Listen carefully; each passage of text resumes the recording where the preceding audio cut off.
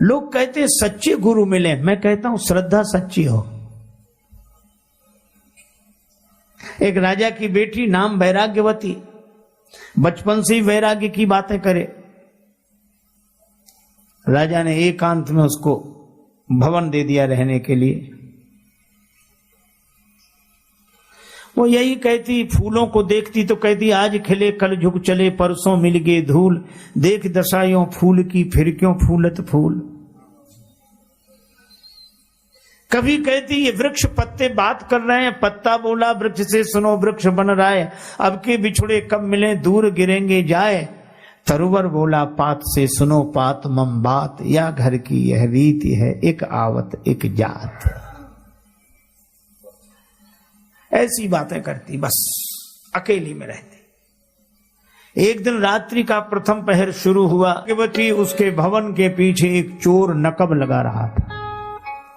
उसने सुना कि इस राजकुमारी को तो सदगुरु की आवश्यकता है। वो बाबा जी बन गया।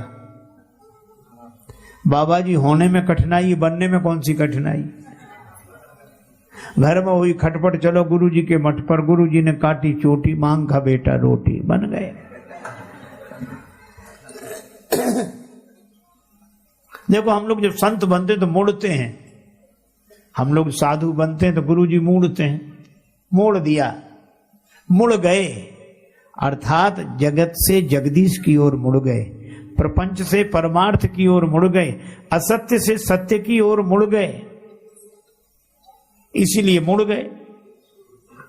तीर्थ में जाए तो जरूर मुड़े,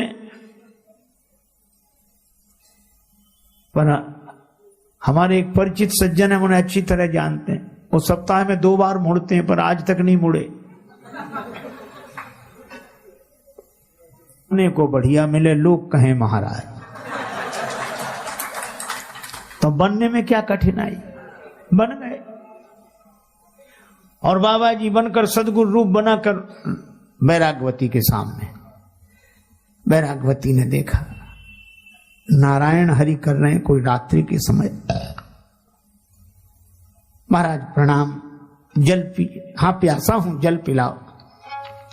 लेकिन सुनो सुनो, तुमने दीक्षा ली? नहीं दीक्षा नहीं। तब मैं तुम्हारे हाथ का पानी नहीं पीऊंगा।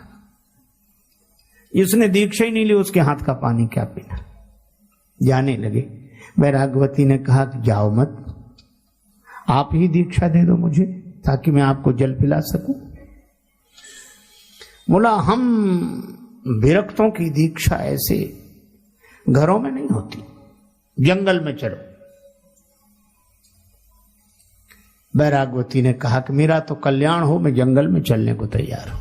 अच्छा अच्छा ठीक है, अपने आभूषण रुपया पैसा गहना जीवर सब रख लेना। राजकुमारी ने सब रख लिया और संत के साथ चल दी। उस तथाकथित संत के साथ, जो संत था ही नहीं। घोर जंगल में जाकर उसने वैराग्यवती को एक वृक्ष से बांध दिया। वृक्ष के किनारे खड़ी करके रस्सी चारों तरफ से लपेटी, बांध दी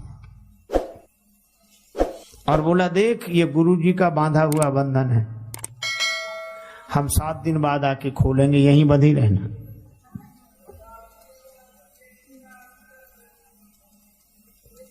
हो सकता है हम जल्दी आ जाएं, परसों ही आके खोल।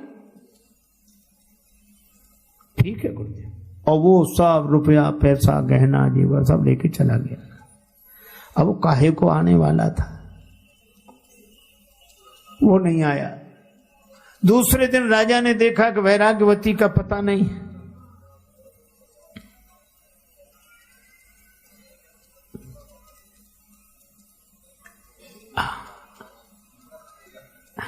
विराजे विराजे महाराज।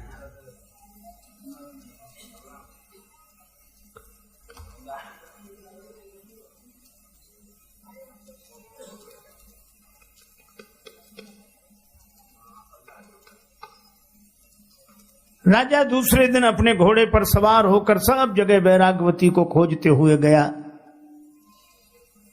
वृक्ष से बंधी हुई बेटी को देखकर कहा कि बेटी तुम्हें ये कौन बांध गया है?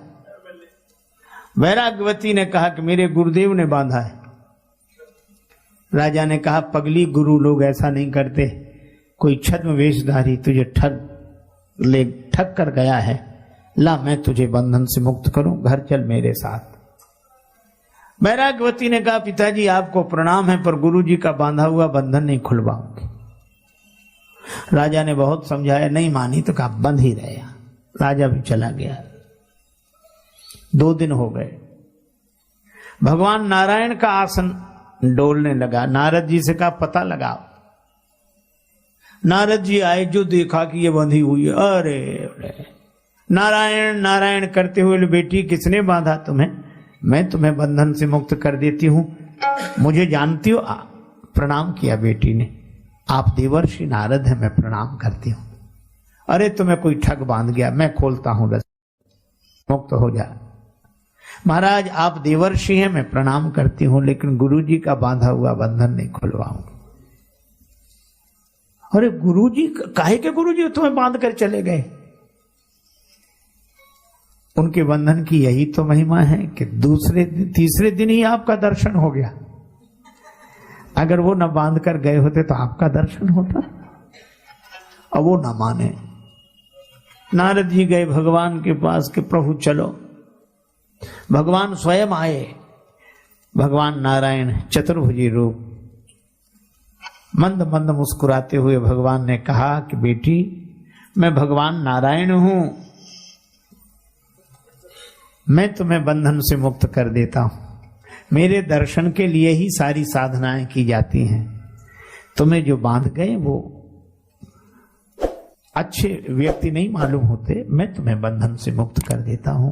पर वैराग्यवती बोली, प्रभु क्षमा करें, आपका दर्शन हुआ, आपको मैं बार बार प्रणाम कर रही हूं, पर गुरुदेव का बांधा हुआ बंधन तो उन्हीं से खुलवाऊंगी। भगवान भी हार गए। नारद जी से बोले, नारद जी इनके गुरु जी का पता करो कहां है।